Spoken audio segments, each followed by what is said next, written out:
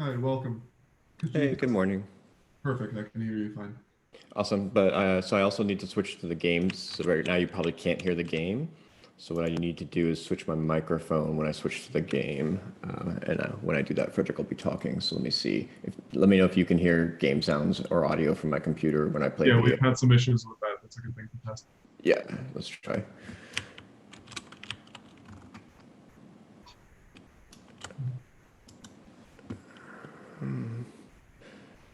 Let's see.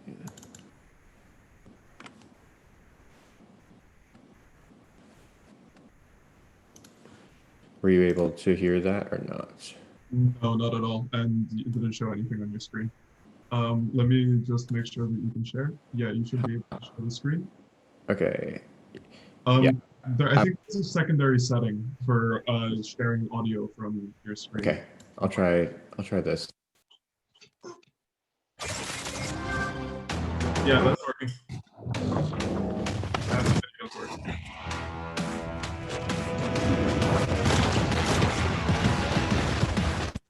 It's a little choppy, the audio. There might be a way to set it to high quality audio as well. And you're muted when no. Got it. Okay, I think I've got it figured out. Yeah, it sounded a little choppy here too, so that let me try a different way to actually play that video. I can, silly as it sounds, I can actually play it on YouTube. All right, so I'm gonna switch back to my game audio again, my desktop audio.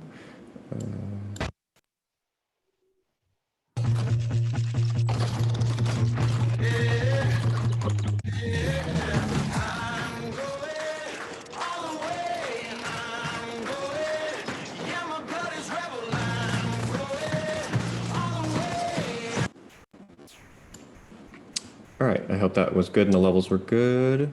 Yeah, it's all right. Maybe a little bit quieter, but Okay. like 10% or something like that. But just in case anyone's on head sensitive headphones. Yeah, headphone warning. Oh, right, perfect. Thank you for the setup help. Not a problem. I'm looking forward to the talk. All right, thanks.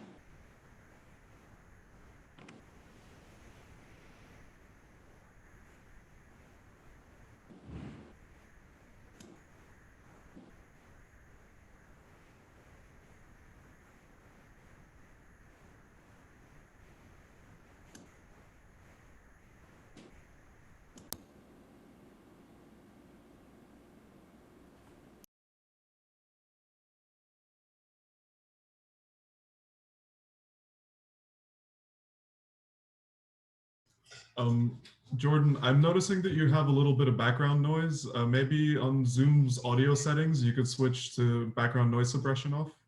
There's like an aircon going on or something like that, maybe in the background.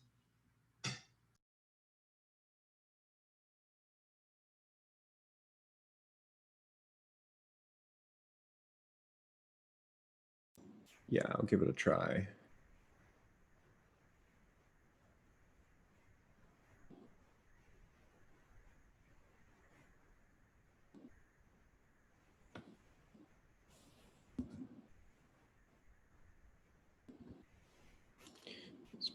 Suppress persistent background noise. Perfect. That's much, much better. Okay, great. And then just to be too paranoid, let me try playing the video again with that on in case it tries to suppress. That's a great idea. Yeah.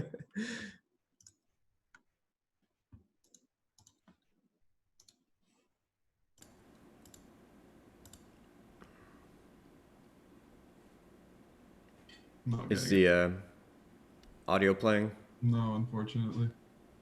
Maybe you need to switch the source.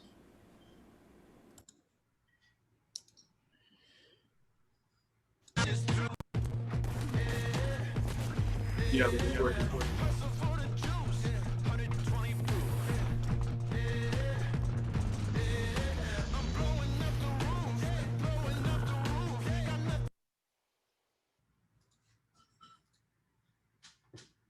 All right, I think we are all set. Yeah.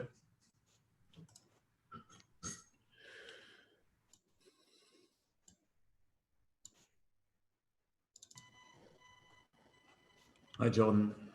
Good morning. Good morning. What's the time?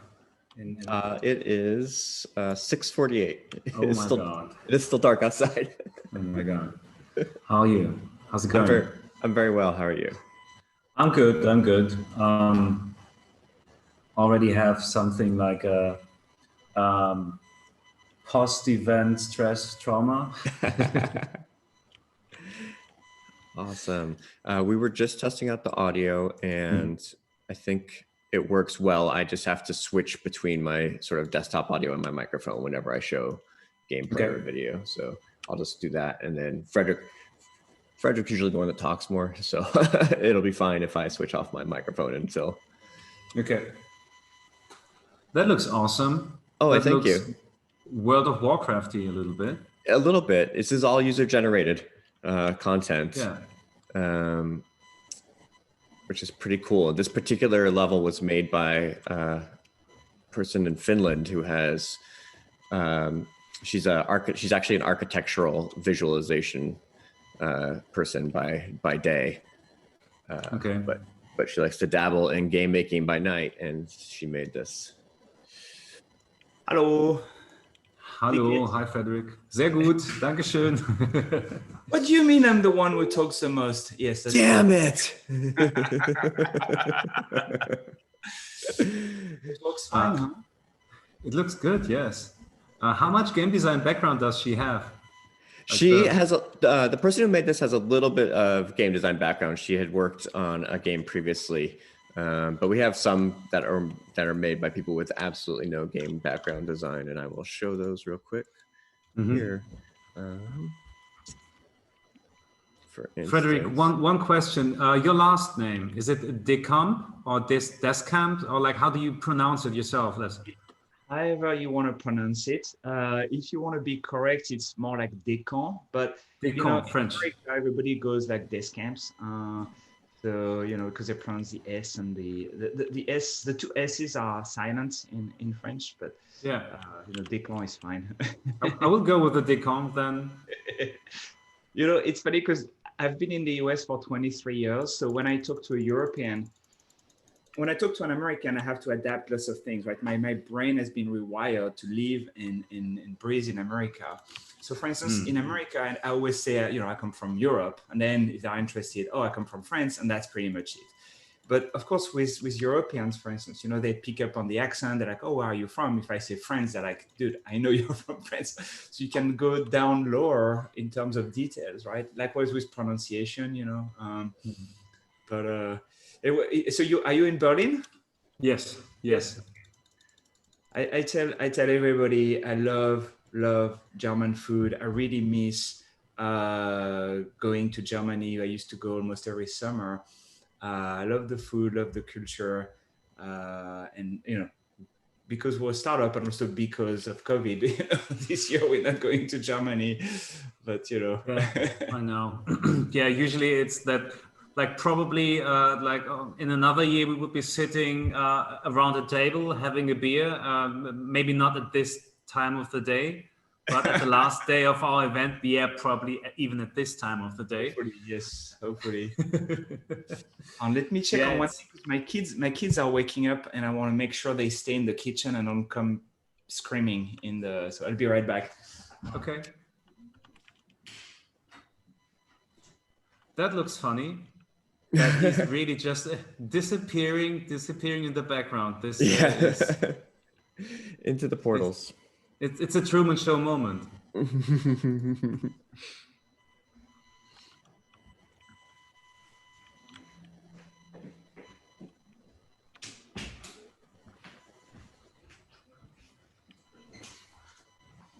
How long will your presentation be?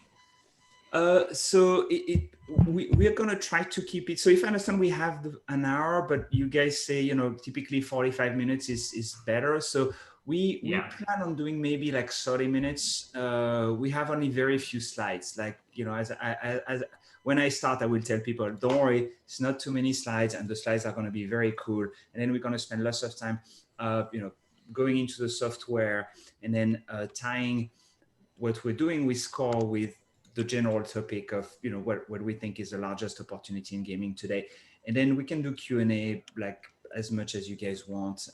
Does that sound good? Like 30 minutes plus 15 minutes of Q&A? Okay. Yes, I think that sounds perfect. So how I'm going to do it is I'm going to introduce you just with a few sentences and saying what Manticore is, what Core is, I mean, especially, and then giving it back to you. Super. And you do your thing. Awesome. Wunderbar. Sehr gut.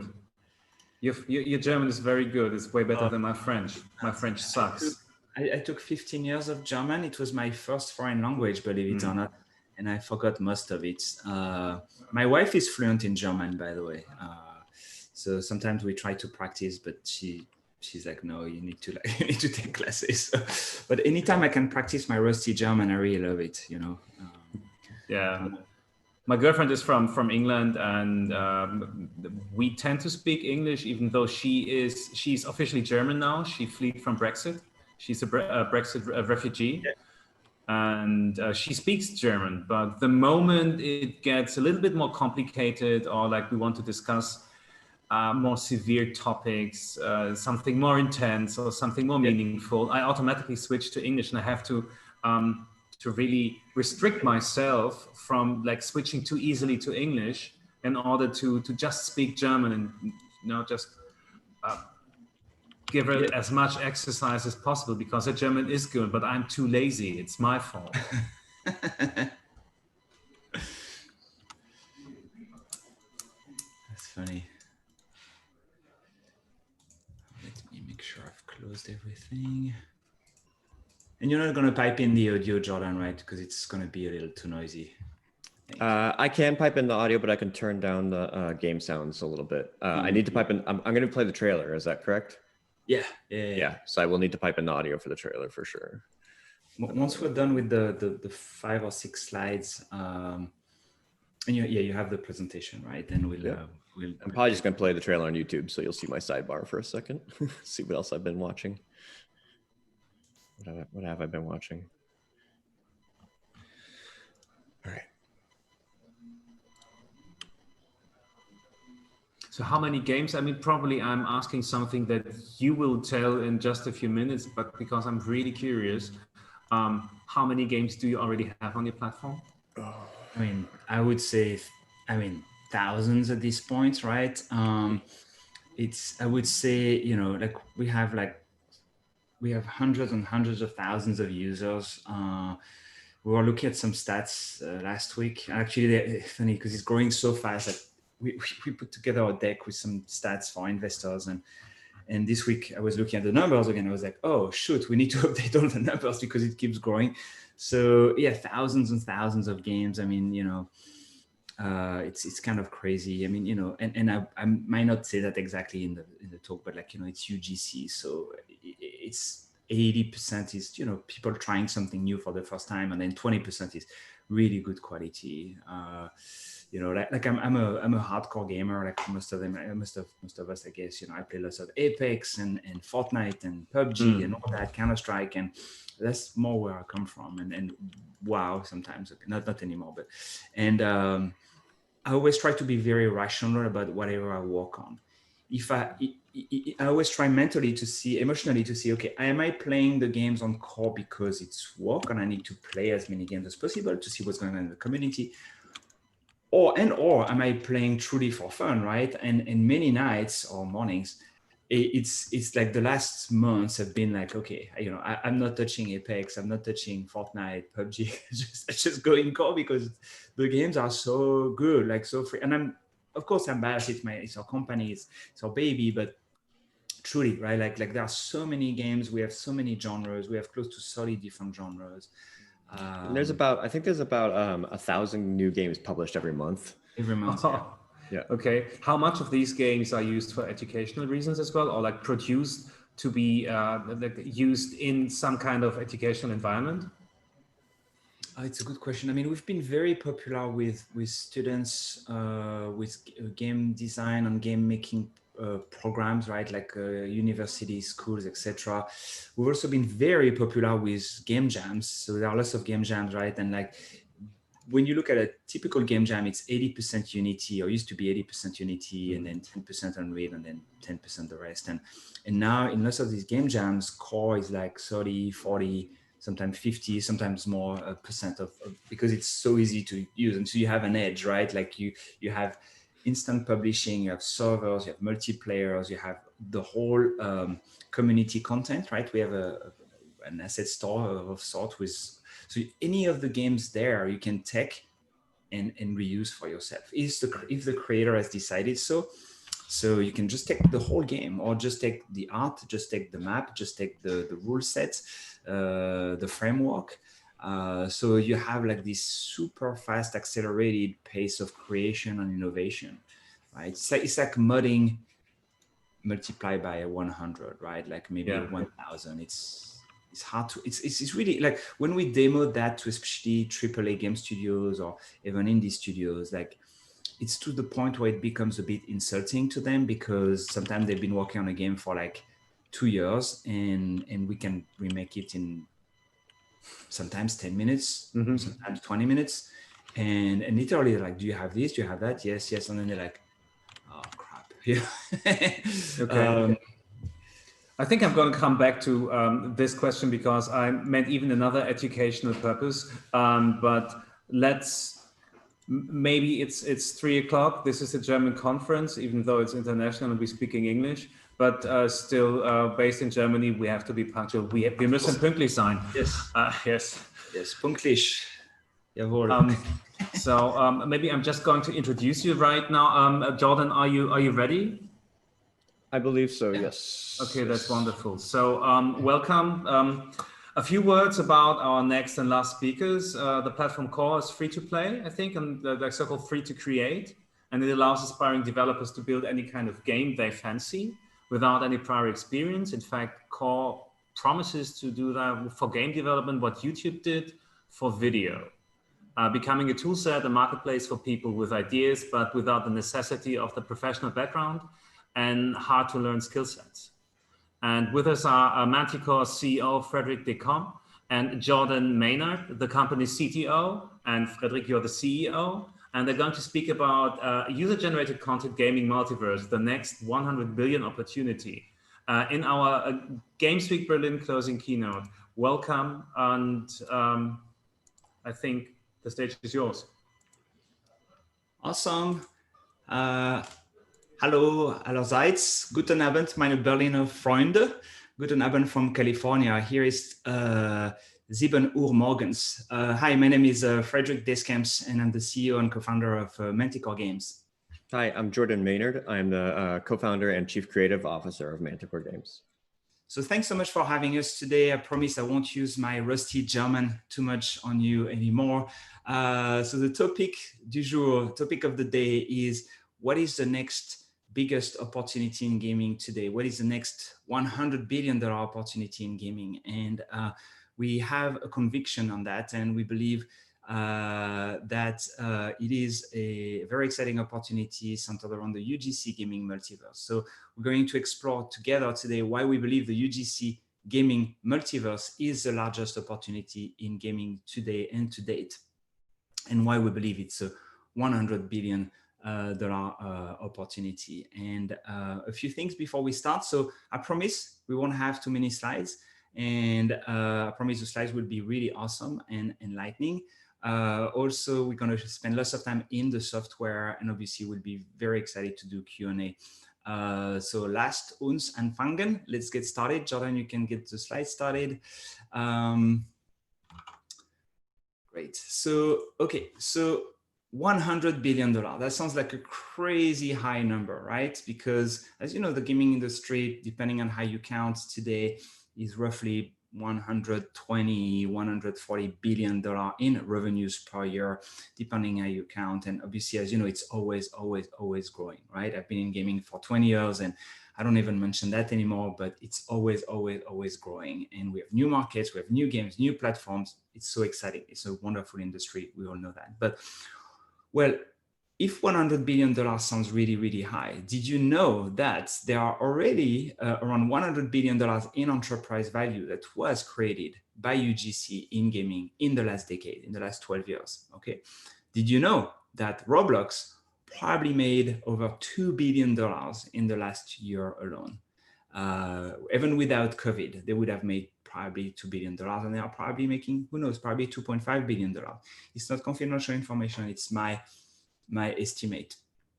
Did you know that Minecraft probably made more money in the last 2 years than in the previous 6 years combined? Again, that's my estimate, no confidential information. So if you take the last 2 years of Minecraft, it's more money than the previous 6 years. So to understand all that, let's look at the history of UGC in gaming, right? So UGC is not new to gaming. We all know that, but maybe you didn't know that some of the top franchises, the top games in gaming today come from UGC. And here you see some of them, right? So you see Valve, Roblox, Unity, Rocket League, Minecraft, Fortnite, League of Legends, etc. Right? So if you aggregate all those together, this is $80 billion in market value, in enterprise value. Actually, this number is wrong because Unity went public and they are not worth $6 billion anymore. They are worth $24 billion. And by the way, congratulations to all our friends at Unity. It's such an amazing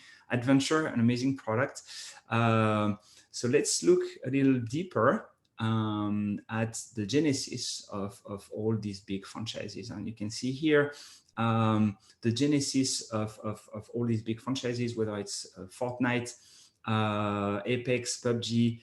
You can trace back the lineage of all these games to Mud in Armor, right? The battle royale genre, right? If 5-6 years ago we had met and I would have told you that the next big explosion in gaming would be in the FPS category with something called battle royale, everybody would have laughed, right? But here we are today, right? With Apex, Fortnite, PUBG, etc. And all that came from one guy who watched a Japanese movie in the 2000s and decided to become a game maker, Brendan Green, right? And create the mod of Armor. I think he got a cease and desist later from Armor and from Codemasters because they didn't want what he was doing on the platform. So he left, and then, you know, the rest is history. Created H1Z1 King of the Kill, PUBG, and then of course then we have Fortnite, Apex. And you can follow the similar genesis for lots of these other big franchises, right? You look at League of Legends, you know, before that there was Dota, and before Dota there was even another mode, I think, which was from the name escapes me. Maybe Jordan can have the sci-fi RTS. Oh, sorry, it's very early in the morning here. So you can see the genesis of UGC, the genesis of lots of these big franchises, these big games that have created billions and billions of dollars in revenue and enterprise value and value in general to the gaming market, can all be traced back to UGC ultimately. Do you want to add anything, Jordan? I know you do. Yeah, as cool as this slide is, and seeing the tracing some of this history, there's sort of two hidden tragedies actually in this slide. The first one is that how long it takes for some of these really popular mods to become commercially successful and viable products. It takes way too long, and that's probably because the barrier to entry of taking your mod and making it commercial, or taking any game and making it commercial, is just very, very high traditionally. You have to have a studio, you have to have artists, programmers, server engineers, all that things. The other tragedy is because the barrier is so high, there's probably a lot of missed opportunities. In that past decade, there's probably very many ideas, that were just as good as Battle Royale, but never made it all the way to fruition. And they could come from anywhere, right? We're sort of, in the game industry, we're sort of, very insular sometimes, and that's why it takes some of these outsiders sometimes to make entire new genres like MOBA or like Battle Royale. So I feel like we're missing out on some of those, and that's one of the things we want to solve with Core. I think it's a very important point, and again, some of this we like to think from first principles. I think that's one of the best thing you can do, and thanks to all the German philosophers and logisticians of the last 600 years. Who have given us all these wonderful tools to think. But it's sometimes interesting to look at empirical data on anecdotes and see if they aggregate into something at a higher level. And here, again, as Jordan was mentioning, lots of these games were made by outsiders, right? Counter-Strike made by two very young students out of their dorms, right? Minecraft made by one guy in Sweden, right? Roblox made by a guy who has, I think, a PhD in education and undergrad in physics from Stanford, right? You have League of Legends, obviously made by, again, two young students out of nowhere, right? And so on and so forth, right? Brandon Green. So what if you could tap into the general genius of everybody else? What if the best game designers are not in gaming today? What if it wasn't so hard to make games? What if anybody could make games? And what if there is a genius game ID in Belgium? What is the genius game ID in Argentina? What is the genius game ID or game designer in South Africa? And so on and so forth. Maybe they are not the people who are in gaming today who are going to make the best games, right? So let's look at the next slides, right? Jordan, if you don't mind. So as you know, making games is extremely hard, right? This is one of the hardest industries in some ways, probably the hardest industry in entertainment. Making games is very, very, very hard, and as we mentioned, it's not open to everybody. Making games is very hard because you face so many barriers. You have technical barriers, you have design barriers, you have team recruiting, raising funds, publishing. Do you decide to make your own engine? Do you use a commercial engine like Unity or Unreal? And then you need to recruit engineers, and the team grows. And as we know, gaming is also a very tough industry because 90% of games are commercial failures. 90%, right? And I'm not talking creatively. I'm not talking, are they fun? Are they beautiful? No, I'm talking commercial failures. And likewise, 90% of studios are constantly in financial troubles, right? Or even close. We know that, right? And people could say, well, it's just like any other form of entertainment. It's like the movie industry, the music industry, the book industry. It's hit-driven, very high attrition rate.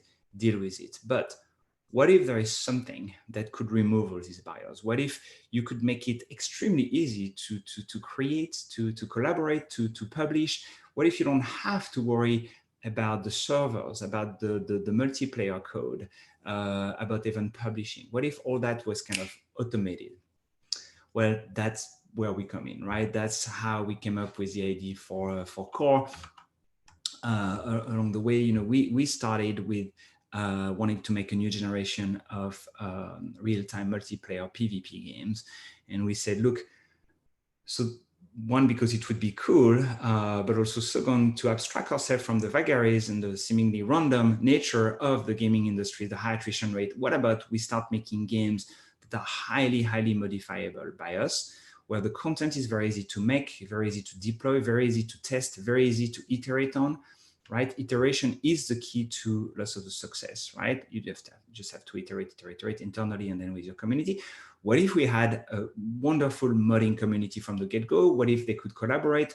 What if they could reuse each other's work? What if they could monetize? We want the modders to not just be modders, but also provide an economic platform for them. Want them to make money, make a living, build wonderful businesses, and be very successful. What if? So we say, well, what if? Let's just do it. Let's just, instead of making our own games, what about we start by productizing all our tools? What about we start by all the tools we make will be the same tool the community will be using. What about also we build a collaboration platform? What about we build an asset store, a community content store? What about we build publishing? What about we build monetization? What about we build an economy from the ground up? And that's how we came up with the idea for Core, by basically removing all these barriers to creation, to publishing, to iteration. And that amounts to, what we call today the user-generated content multiverse. In some ways, Core is a no-code, low-code, high-code platform. And we have so many great examples now of creators who are on the platform very successfully, have very successful games, win game design contests on the platform. And these people come from all over the world, all sorts of backgrounds, and lots of them had no prior game experience, no coding experience, no game making experience, and we're going to share more of the anecdotes. But been talking too much. I think it's enough for the slides. So what about we show you some cool stuff? Jordan, do you want to show the trailer? Yeah, absolutely. So let me just jump out here real quick. And then I'm going to set the audio to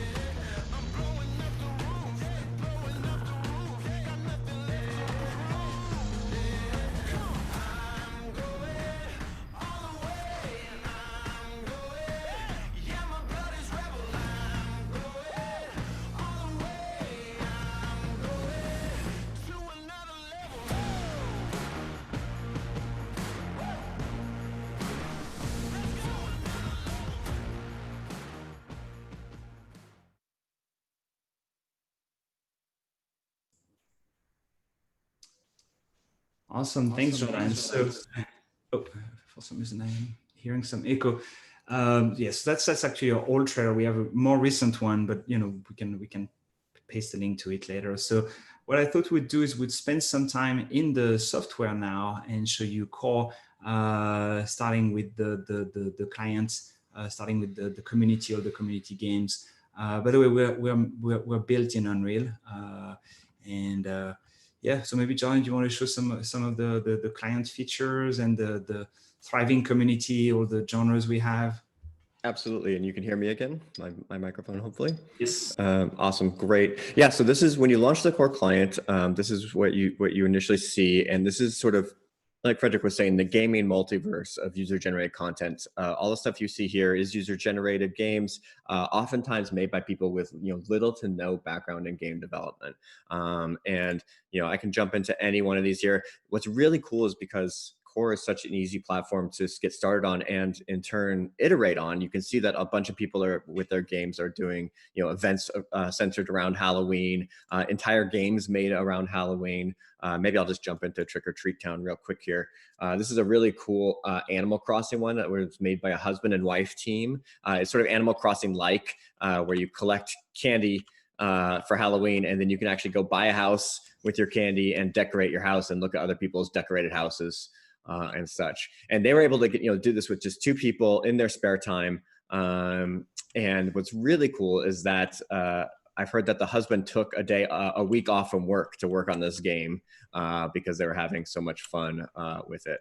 And it's one thing that's really hard to understate. And obviously, I would invite you to come and play some of these games and use core, obviously. But we have so many anecdotes. And again, when you have so many anecdotes, it points you in a direction and toward a theme that you can elevate at a higher level, right? In a dialectic fashion. And here what it is, it's that almost anybody can make games in core. We run contests for game jams, game creation contests, etc. all the time. We have a new one almost every week, and some pretty big ones. And we did one recently with the Dungeons and Dragons, actually, which was wonderful. And it was just for a few weeks. And for the people who've never used core from the outside, they're like, how can you possibly make a meaningful game in just a few weeks? Say, well, just try, just try core. And in under 4 weeks, we got 150 games submitted to the contest, and some are just absolutely amazing to play, right? Lots of RPGs, lots of MMOs, lots of so bad fighting games. And when you look at the stories of the people who made those games, it's really amazing because 60% of the people who participated in the D&D contest were new to core, so they had never used it. And likewise with the winners, actually, the winners, 60% of them were new to core. And a large part of them, I would say probably 60%, 50-60% had no experience making games. And to the point that the winner of, I think Jordan is showing it now, the winner of the D&D contest, which was just by us and D&D, so the bar was very high. The winner, when we look them up, is a single person, a solo person in Finland. I think he's 20 or 21, and he had made only 2D mobile games before. And here he released the game actually 2.5 weeks after the contest started, and I never used core before. And when I saw the game released way before the end of the contest, I was convinced that it had been done by a group of professional game makers because it was so good, so tight, so polished, so really well finished, complete, that I was like, okay, it's someone who finished the game early and kind of to show off, said, I'm done a week and a half, 2 weeks before, and here's my game and I'm going to win. And no, it was a solo creator in Finland. And we have many examples like that. Another winner of the contest was a mom of 4 kids who is a graphic designer contractor. And basically her dream was to make games. She plays lots of games, but she just couldn't find a job in the gaming industry. So she's a graphic artist, basically, doing 2D stuff, right? Like the graphic design. And now she is one of the top creators in core, right? So we have so many of these examples. We've had people who actually lost their jobs, unfortunately, due to COVID. We have a receptionist who is one of our top creators. She lost her job due to COVID and decided to start making game for fun. And here she is now. She's a top developer. She's also one of the winners of the D&D contest. So we have many anecdotes like that. So when we're talking about lowering the barriers to creativity, to game creativity, we know other companies claim to have democratized game development, and that's great, and that has worked for developers. Here we're talking more broadly about the topic of creativity in games, where anybody can make any games, and that has been proven true already in core, like many times over. Yeah. And do you want me to show the editor yet, or should I show off some more games? Yeah, maybe show some more games. Maybe like the farming game. Like we have so many genres already, which is one of the things we've seen, and that was one of our hypotheses early on, which is when you drastically lower the cost and the barriers to game making, to game creation, you're going to see not only many games and new creators. Like that's one of our goals, to bring a new generation of creators to gaming, people who are not in gaming. Also bring a new generation of games, right? And you're going to see such a fast pace of iteration, fast pace of innovation, like never seen before, right? So here we're looking at a farm game. That's one of the most popular games on the platform. Very addictive, because you don't have just farming, you also have fishing, you also have treasure hunting, and there are more and more features added every week. You have themes, seasonal themes, etc. Anyways, just to show the point that you can have many genres on the platform. We have RPGs and MMOs are very popular. And then you go back to maybe some of the fundamental economics of our industry that we took for granted until today, right? If, I love helping companies raise money, get started, etc. And often I see pitches for game companies, for game studios, right? And I love them all, obviously, but sometimes I see, we're going to make an MMO. And I'm like, whoa, it's going to be really hard to fund. Good luck, guys. I want to help you, but typically it's like, hey, good luck. And because we know MMOs, it's reserved for very big companies, just like action adventure games, right? Like it's reserved to big companies, can put hundreds of millions of dollars behind them, right? And so therefore we take for granted that making an MMO is just not viable in our industry. You just don't do it, right? You avoid that. But what if it wasn't the case? And that's what we've done with the platform and with the D&D contest, who are really showing off what was possible. And what if you can make, we joke, I mean, it's not a joke we invented, it's our community. What if you could make World of Warcraft 2 in core? And guess what? What you're going to look at here is called Core Haven Chronicles. And it's basically a 5-person dungeon raid simulator, in some ways, our game, right? So it was released this week. It's extremely popular, and it's basically, I would say, in terms of features, at par with the dungeon raids in WoW, right? You have all the features that you see, and it was made in under, I think, 6 weeks by a very small group of people. So you see the graphical quality and also the gameplay. The gameplay quality, right? And it's been one of the most addictive, most popular game on the platform, and it was made in 6 weeks, right? 6 weeks by people who have limited experience in gaming. So I don't know if there is maybe another. What other games were groundbreaking for you, Jordan, on the platform? Yeah, absolutely. Like Frederic said, we see all kinds of cool genres too. Horror games on the platform. Prop Hunt was a very popular one that came up. I was actually, as silly as it sounds, I was actually really impressed by the first time I saw Roll 'em, because it was sort of this physics-based, non-character-based game. Look, and he's updated it for Halloween. But what's really cool is just how competitive people got. Like I could actually see an esport around Roll 'em, just because people are trying to shave hundreds of seconds off each other's time on this game. And then again, this was one. Sorry, go ahead, John. No, you go ahead. It's another thing, right, to understand is that the importance, of course, of the creators, the importance of lowering the barriers to game creativity, the importance also of creating an economic platform for the creators. Ultimately, though, we are all at the service of the players, and the players are the ones who are going to decide what's going to be successful on the platform.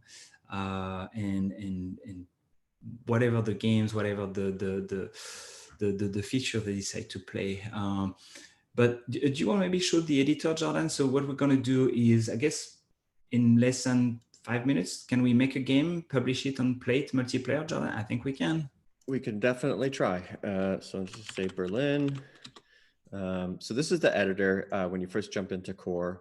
And what's really cool about this is that, if you just literally just hit play and not do anything else, you've got a 3rd-person character that's ready to go. You can run around, and I could publish this right now, and we could have multiple people running around on this blue plane. That's not very exciting game though, so I want to make a game really fast. I'm going to go to a 10,000-foot view here. Excuse my imperial units of measurement, and then I'm going to say generate a new terrain, and I will do some just random background mountains.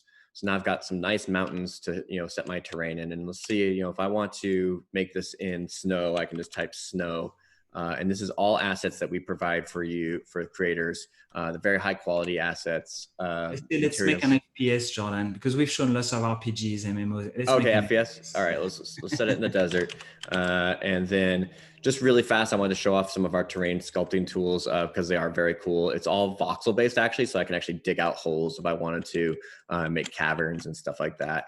Very fast to make and edit terrain. All right, now there's a couple ways to make things in Core. If I wanted to, I could just literally start from scratch with some primitives and shapes and drag them in and put them where I want them. Or I can use what's called community content. And community content is anything that a user has made on Core that they've decided to share with the community. So you can see all these kinds of cool things here. Here's a mech made out of hot dog carts. But I'm gonna go ahead and say, let's make a sniper game. So I'm gonna look for some stuff to use snipers, and I'm going to take maybe the Sniper Alley construction set. So this is more than just a model. This is a complete construction set to make a sniper game, and it comes with all the code. So I don't need to know how to code. I don't need to know how to do good art. I just download this construction set, and here it is. It's a bunch of templates. We call these templates, and I can just look at these templates and say, all right, what do I want to have in here? Let's start with the arena, drag and drop it in, and I've got a nice 3D arena to set my game in. And what's cool about this is, again, this isn't a set model. This is all still user-generated content. This is all made from individual pieces that a user put together and then shared with the community. So I'm going to go ahead and just build a little thing really fast, and we will get playing in a second. So let me get some good atmospherics in, and then I can just start dragging and dropping. The person who made this made a bunch of different sort of set pieces. I can just drag and drop and put where I want to. Let's do some construction buildings, maybe. You can already see the ease of use, the speed, and then you can project that out in terms of making a game, but also iterating. And the last part of the loop we're going to show you is the publishing, which is instantaneous. It's under a few seconds. And likewise with the playing. So for the creators, you can release your game extremely fast in just a matter of seconds on the service. And then you can start playtesting with your audience, with the players. They can give you instant feedback. And then in turn, you can go back and iterate. And sometimes you can do that in a matter of seconds or a matter of minutes. We've had examples of people, giving feedback like, hey, I think it would be better if it was 5-on-5 as opposed to 10-on-10, or maybe 20 versus 10 versus 2 versus 1. Maybe it's not capture the flag, maybe it's battle royale, maybe it's capture on hold, etc. And literally the creator would go back in the editor and make these changes and then publish a new game with this new mode, these new changes. What about this nighttime? What about, and sometimes it's already in just a few minutes. And then people can play test and give more feedback and say, well, actually, you were right. It wasn't great with Capture the Flag. It's so much better with Capture on Hold. It's so much better with Battle Royale, and so on and so forth. So here we're going to, I think Jordan is going to publish the game. What's going to be the name of the game, Jordan? Let's call it Berlin Demo. And I will take a screenshot of my game really quick here. This will be what shows up on the games page when I publish it. I will set to max 8 players public. So I just hit publish. So now it's publishing up to the cloud, and it's putting the actual game content up there. And the server will run in the cloud, but the client will run on players' PCs. It's not streaming video like some other game video streaming services. So there, it has been published. I can copy that link. I can visit the game's webpage. This is public right now. If you go to coregames.com, if you have Core installed and you go to coregames.com, you can stream snipe me right now from the conference. So I will go ahead and click play, and it will pop me into Core, and it will ask me to save, and we will go play this game that I just made in 5 minutes multiplayer.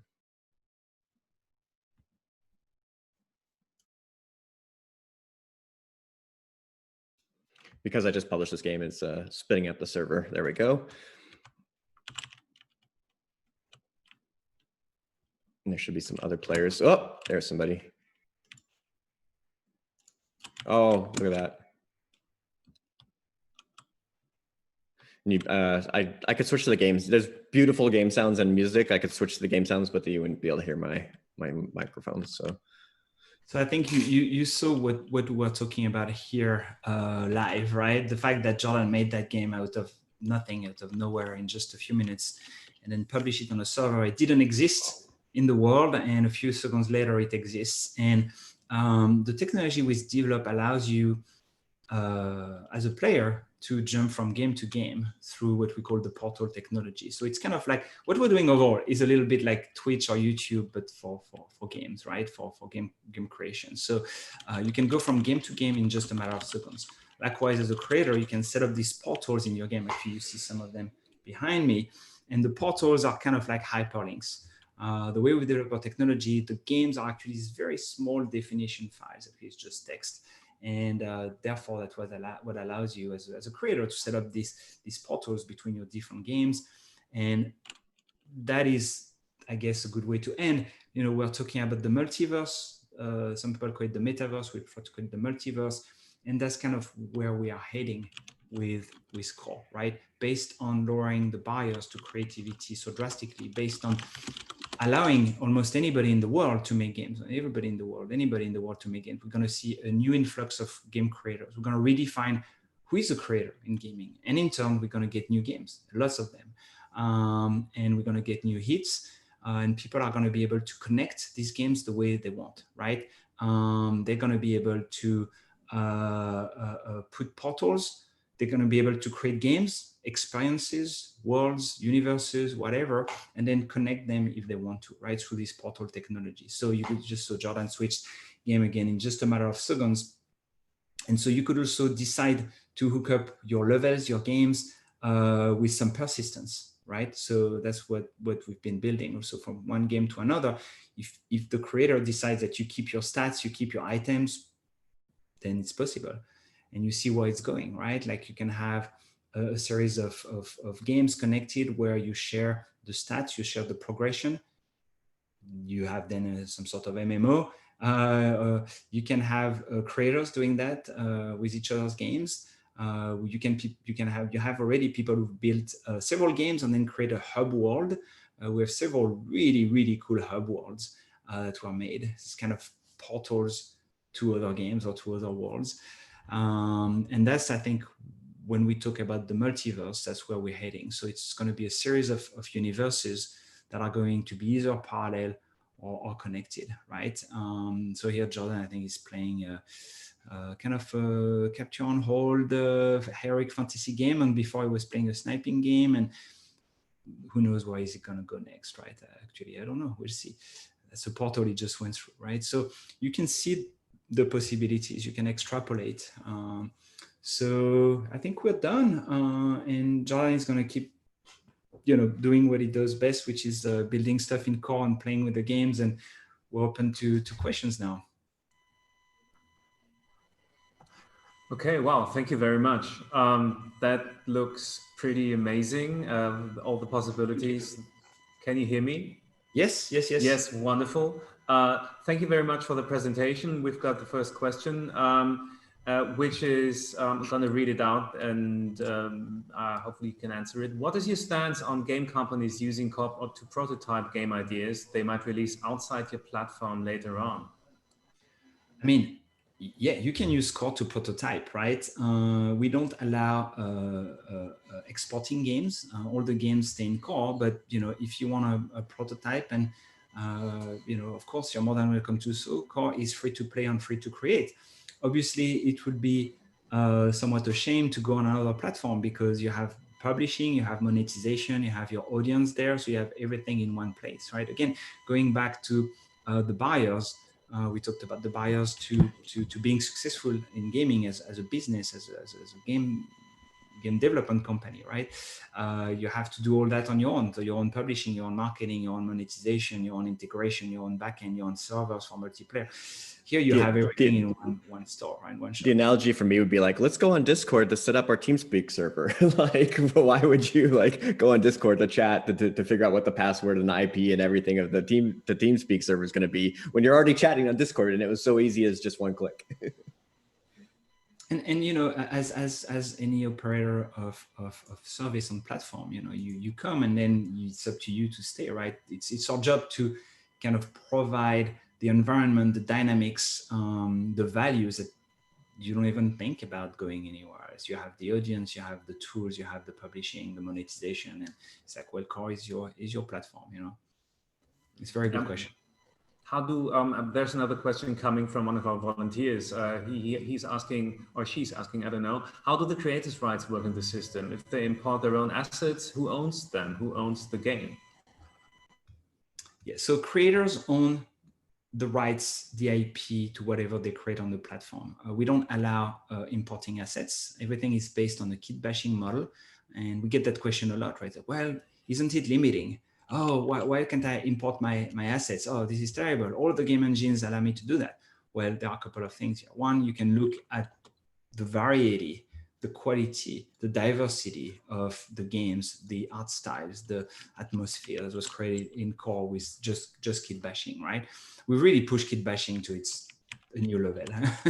you can have all sorts of, you've seen like all sorts of atmosphere, art style, etc. And the other reason is because, you know, the way the system is, the power of the system, the power of publishing so fast, iterating so fast, going from game to game so quickly, which is very important for players, right? Would you go back to the old model of downloading a video for an hour or two on the internet and watch it, then downloading another one? Or no, right? Today you go on YouTube and from one second to another, you go to one video to another. You look at cooking videos. I love German cooking. So actually I was looking at sous vide German cooking recipes a few weeks ago. And then a few weeks later, I was looking at pets video because we were thinking about getting a pet, right? You would never go back to the old way, right? And this is what core provides, right? Do you want to add anything, Jordan, maybe to that? No, yeah. So, you know, like Frederic said, the creators retain their own IP that they come up with and bring to the platform. They retain the ownership of that. They give us a license to use it, obviously, so we can publish it so that other people can play it with you, but you retain the ownership of your IP that you make on the platform. So that means if you are successful, for example, with this game, but then you want to maybe kind of outsource this game and use with other features that cannot be provided maybe yet by core, and you say, okay, I want to do something on my own with Unity, then you're still allowed to do that. If you want to do that, say, okay, I published the first one on core, maybe I want to do something that core isn't able to do right now, so I'm going to like rebuild it or do something else with Unity or with any other. I mean, I'm sure, like, so let's say you make an amazing game in core in 2 weeks and it's super successful, right? Okay, so you're making money, you have hundreds of thousands of people playing your game, and you've made it on your own in a week. And then you say, let's go to another engine. Okay, so are you a top artist? Are you a top engineer? Are you a top gameplay engineer? Are you a top backend engineer?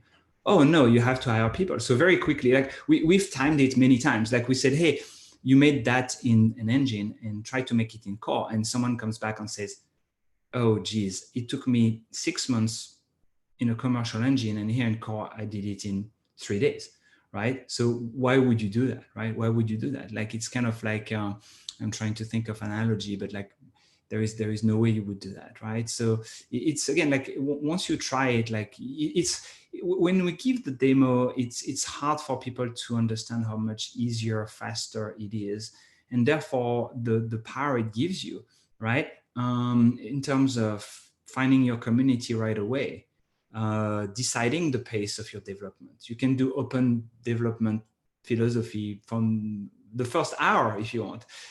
You have direct, immediate interaction with your player. It's not just, oh, I have to go read Reddit and read my emails, and then they have to wait 3 weeks to see any changes and we debate. No, here you do it right away. And if you want, you can decide to open the game to the community. You can say, look, you think it's better to have a futuristic tank versus this tank? Well, go for it. I'm opening the game to you, right? It's a whole new paradigm in some ways. It's hard to underestimate how faster it is, how much better it is on all levels, and then how much more creative you can be. You focus really on your creativity, on the power of what your game could become, right? As opposed to fundraising, recruiting people, coordinating, etc. Like, so yeah, I think someone answered the question directly or indirectly, but very good question. How does the publishing deal look like? Like if I am, as a content creator, when I'm publishing something on core, on the platform, so what is the deal? How can I monetize it? Can I monetize with selling the game, having sales as well? Can I then advertise sales? And can I have in-game advertising? Can I have the downloadable content, microtransactions? Is that all like up to me? Yes, so very, very good question. So I think you're asking the question of kind of what is the business model. So it's actually very simple. At a high level, core is free to play, free to create. We don't charge creators. We don't charge players. It's free to play for the players. It's free to create for the creators, right? We don't sell packs or different level of subscriptions to creators. Maybe one day we'll do that. I don't think so. We will never, like, it will always be free to play and free to create. So for the players, right? And that's going to answer your question for the creators. For the players, you come to the platform, it's free to play. You have access to all the games, etc., etc. Now we have premium cosmetics. We also have premium programs. Like we have all sorts of I would say VIP programs, kind of like subscription at the platform level. So you can spend on cosmetics, so looks, for your characters, for the mounts, the pets, etc. You have different level of subscriptions in the platform that gives you access to different things, different progression, different items, different events as a player. Also, you can subscribe directly to creators, right? You can actually patronage creators directly. So it's a little bit like Patreon and Twitch in some ways, right? So you can follow a creator. You can also subscribe, different level of subscription, because you really, really love these creators, this group of creators. You can also donate directly to the creators. That's not live yet, but it's going to be live very soon. And then that's how kind of the money comes in, right? The economy. And then as a creator, you get obviously the money from the subscriptions, you get the money from the donations. Also, you get rewarded based on the popularity of your game, and also the in-game currency that people spend in your game. So we'll have a tiered system that will allow some creators to have direct control of their IAPs, right? Direct control of their economy. So that's kind of the way the model works, right? I mean, we're a platform, we're operating the servers, the service, we have to develop core, etc.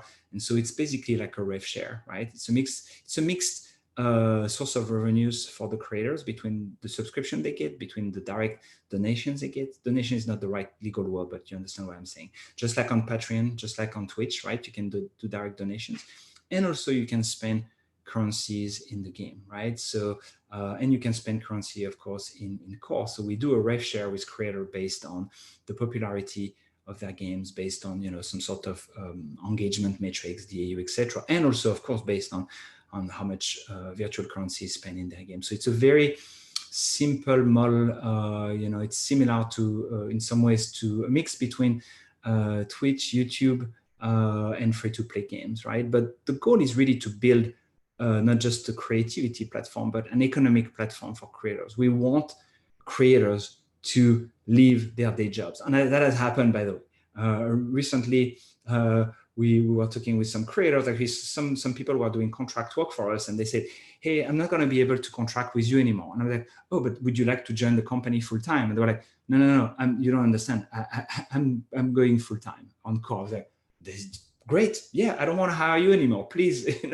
And we've seen that happen many, many times over. As I mentioned, like, the anecdotes we mentioned earlier, like the receptionist who lost her job and then all of a sudden becomes top creator in core, like that's what she wants to do now. The mom of 4 who used to do graphic artist contract work has drastically reduced her contract work because she's spending 80% of her time in core. And that's really the goal, right? We want to have very successful, famous, rich creators on the platform. And we want also the aspiration that it is possible. Again, when we mention Twitch and YouTube, it's very similar, but it's not based on how you talk and how you look and how you disguise yourself on the stream. It's really based on how creative you are, how good are your games, how much involvement and investment you put in your game. We have people who put new stuff in their game every day, and people know that. Oh, every day I come back to your game because there are new stuff, new quests, new items, new systems, etc. Right?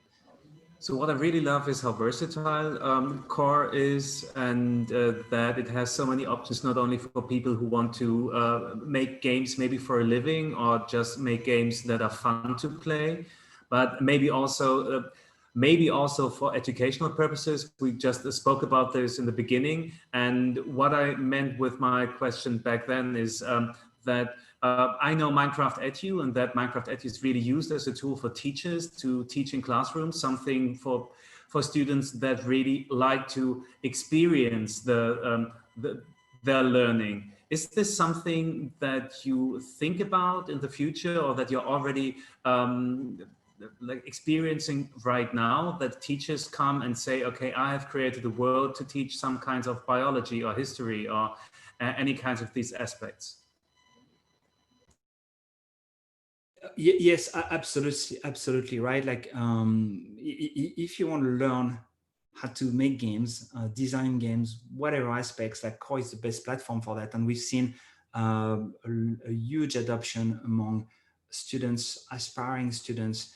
Also, what is quite frankly one of the most exciting things is huge traction among the people who thought they were not allowed to make games. People who were in remote locations were like, well, I'm not good enough. I need to move to Paris, Berlin, Brighton, San Francisco, LA. I need to go to school for many years. I need to, and all of a sudden they're like, oh, hold on, like I can actually do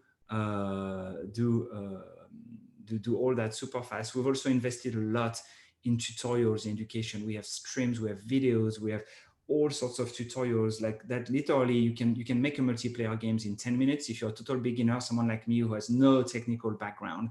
And so we've seen, you know, schools, students using it to make games, learn to make games. Cogswell College, which is a local technical college here in the Bay Area, has been a huge fan of Core. Almost all of their game design, game making classes are now done in Core. We've seen like students hackathon adopting Core. There is one right now, I forgot the name, I think organized by Berkeley. It's called the Student Game Dev Hackathon with $10,000 in prizes. It's using Core, right? I think it's organized by UpSync. It's on itch.io if you want to look it up, right? So it's a great tool also to show, like, look, of course, some people still want to learn about how to make an engine, how to do C and C++ coding at the lowest possible level. Okay, I get that. The finest points of art, lighting, etc. This is great, all great. But if you want to learn about game design, game making very quickly, and don't have to learn all that, you just go in Core and you can experiment, right? Whether it's design, whether it's level design, general game design, also game marketing, right? Because on the platform, you're not just a game maker, you're also a marketer. You have to market your game. You have to think about, hey, I need to kind of compete with all these other games, right? So it's a great platform. And we do something called the bootcamp, the Core bootcamp. It's almost every 2 months now, where we last one we had hundreds of applicants, and we select a dozen or sometimes 2 dozens, and we put them through a bootcamp for months where we teach them everything about gaming, game making, not just in Core, also outside of Core. We teach them about streaming, even about how to market your game. We teach them about retention, about monetization. So no doubt, right? And I think it's just the beginning, right? We've seen game jams. You know, game jams typically it's 80% Unity, or used to be, and 10% Unreal and 10% the rest, like Godot, etc. And in lots of game jams, we've seen Core being like 20, 30, 40, sometimes 80% of the entrance using Core. So it's very exciting because it comes with the multiplayer, the servers, all that. So you can make progress so much faster than if you were to start a regular engine. I think I would have like dozens of questions, because this is really exciting, and you could see not only the potential, but the success that has already been kind of like putting you in a place where you say, yeah, okay, probably we were right with this idea and this platform. One more thing, what are the next, maybe if you can tell us a little bit about the next major updates that are coming, the next major features that people can look forward to? Yes, very good question. So we're in open alpha now. So we've been in open alpha for almost 6 months now. And, we're going to go into a state of open beta, early access very soon. One of the things is we move extremely fast. It's hard to believe, open alpha is just 6 months and now we're almost ready to go into open beta in a few weeks. Next big features, couple of things. I think one of the biggest features we're going to be releasing is the creators economy, right? So right now, the creators economy is done through a few things. We give money to creators through contests. We have lots of contests. We have so many contests. We give literally every month tens of thousands of dollars in prizes to contest winners. We also have something called the Creators Payout Pilot Program, which is we've set aside at least $1 million to give to creators based on the same economic model I mentioned before, based on the popularity of your game. And for now, it's manual, right? We do that by invitation only. So we have 150 creators, I think, in the program, 100 maybe. And then it's manual, right? They at the end of the month, they are paid based on the popularity of their games. But all that's going to be automated, and we're going to launch that very, very soon. And so it's going to be a very transparent way for creators to make money and manage their games. What else do we have, John? We have so many things. We have better support for more game genres. Like right now, you have lots of game genres that are already supported. One thing we found out is that the community sometimes is faster than we are. So there it is, maybe a version of what we're working on internally that is maybe 10, 20%, but it's there already. And so we're working on that. We have, of course, tons of more cosmetics, environments, themes, characters cosmetic, avatar cosmetics. What is, Jordan? What are the other big features in the next months? Yeah, there's a lot of big features. We're always working on, of course, the content that creators can make and the different game genres. We have what are called frameworks. So a framework is sort of a pre-built sort of game framework that allows you to do like a first person or a top down of a different style of game. So if you want to have a co-op dungeon crawler, we've got a framework for that. If you wanted to do a PvP battle royale, we've got a framework for that even has a circle that closes in that you can reskin however you want. So we're constantly creating new of those to really make it as easy as possible for creators to just literally drag and drop those into their games and have those types of different genres working, and to mix and match them and maybe come up with a new genre that we haven't seen before. Okay, I would say we are running out of time, and we're already, if there's a last question from the audience, I'm happy to take it. Otherwise, I would say, Frederic, Jordan, thank you very much for joining us. Have a good morning. Have a good coffee, I hope. Thank you. And thank you. It was awesome. Thank you. So to everybody, thanks. This was the Games Week Berlin Pro X in 2020. Have a good year. Have a safe year. And I hope we see each other in 2021 under different circumstances. And that's it from Berlin. Bye-bye. Auf Wiedersehen. Tschüss. Bye-bye. Thank you.